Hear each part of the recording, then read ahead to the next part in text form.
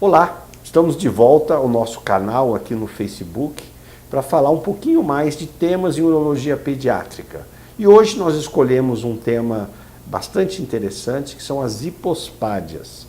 Hipospádias são defeitos da formação do canal da uretra que você pode, após o nascimento, a surpresa do pai ao fazer a avaliação logo após o nascimento, detecta uma imperfeição, o orifício do canalzinho da uretra está mais baixo, não chegou no lugar adequado. Isso pode ser uma parada do desenvolvimento da uretra, mas no começo, e aí eu tenho o que a gente chama de uma hipospádia proximal, no meio da haste do pênis, nós temos aí uma hipospádia médio-peniana, ou aquilo que corresponde a 60%, 70% dos casos, são as hipospádias distais. A grande consequência de uma hipospádia é que a criança não urina retilineamente, ela urina para baixo. E é por isso que toda hipospádia ela precisa ser corrigida. Uma outra característica das hipospádias é uma curvatura para baixo do pênis. Isso pode ser em maior ou menor intensidade, mas que também nos obriga a fazer uma correção, senão, a hora que o pênis estiver em ereção, ele vai estar curvado, pode inclusive prejudicar no futuro a atividade sexual. E um terceiro aspecto que é característico da hipospádia é o excesso de pele, é o capuchão que nós precisamos corrigir e geralmente utilizamos essa pele em cima para corrigir a parte de baixo. Então nós temos as hipospádias, isso, como eu disse, ocorre por acaso, na hora da formação do canal da uretra, entre 7 e 13 semanas. Então é muito comum uma deficiência hormonal de testosterona que o próprio fetinho teria que produzir, ele produz num nível inadequado ou insuficiente e acarreta esse defeitinho. Na verdade, a gente diz que todas as malformações que nós cuidamos em urologia pediátrica, elas são frutos do acaso, do desenvolvimento dos órgãos, e o que a gente precisa ter é realmente essa clareza de que precisa de um pequeno reparo e o especialista, ele acaba tendo as orientações.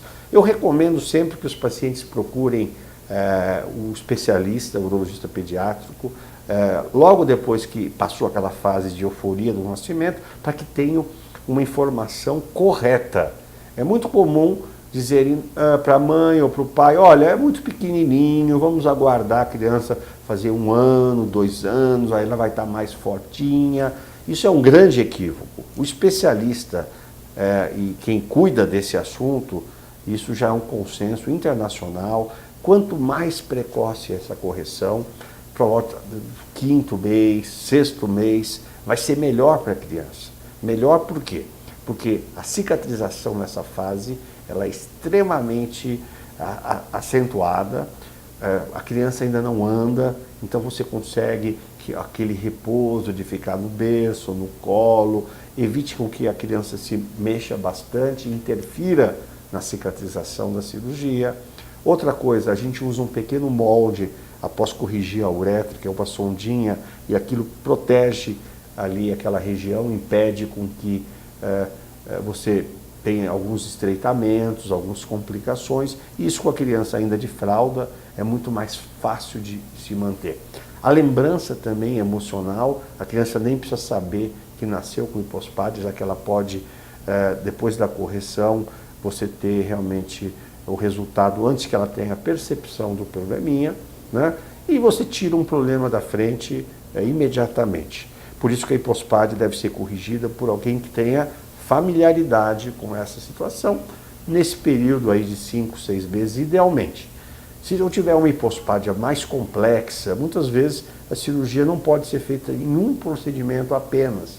E aí eu preciso escalonar 2 procedimentos com intervalo sempre mínimo de 6 meses. Então, se eu começo cedo, eu dou esses outros 6 meses e termino cedo, ainda numa fase que a criança ainda não anda. Como eu disse, hipospádia é uma situação de acaso. Muitas mães me perguntam se tiverem um outro menino, se vai ter hipospádia, como é que vai ser. Isso não é uma coisa frequente, geralmente é outra obra do acaso. Dizem que um raio não cai 2 vezes no mesmo lugar, às vezes pode até cair, mas não é frequente. Então é assim que eu explico para os meus pacientes, né? E como eu disse, essa é uma cirurgia reconstrutiva. Toda cirurgia que ela é reconstrutiva, ela envolve mudança de tecidos, isso está relacionado com resultados do cirurgião, mas também com resultados cicatriciais e evolutivos do paciente. Por isso que essa cirurgia ela precisa ser um consórcio entre um cirurgião experiente. São muitas técnicas descritas, cada uma se adapta melhor a uma característica da hipospádia, se é uma hipospádia maior, mais complexa, menos complexa, se existe mais pele, menos pele, mais curvatura, menos curvatura, se a glande ela é mais cônica, se ela tem uma fossa. São peculiaridades que só quem lida com esse assunto no dia a dia vai poder orientar e escolher a melhor técnica. E para o paciente, operando precocemente, nós vamos pegar no auge das suas melhores condições de cirurgia. Então, essa é uma breve exposição de hipospádia. O que eu queria reforçar é que precisa ser visto por um especialista precocemente para que a gente possa tratar no momento adequado. E é isso aí. Nós continuamos aqui com esse canal aqui no Facebook de interação, mantendo o contato aí via o Facebook Urologia Pediátrica, também no nosso site, o www.uropediatria.com.br. Eu queria agradecer mais uma vez a atenção, aos e-mails e aos pedidos de tópicos. E nós vamos aí ao longo do tempo respondendo as perguntas na medida que os assuntos vão sendo sugeridos aí por vocês. Uma boa semana e até semana que vem.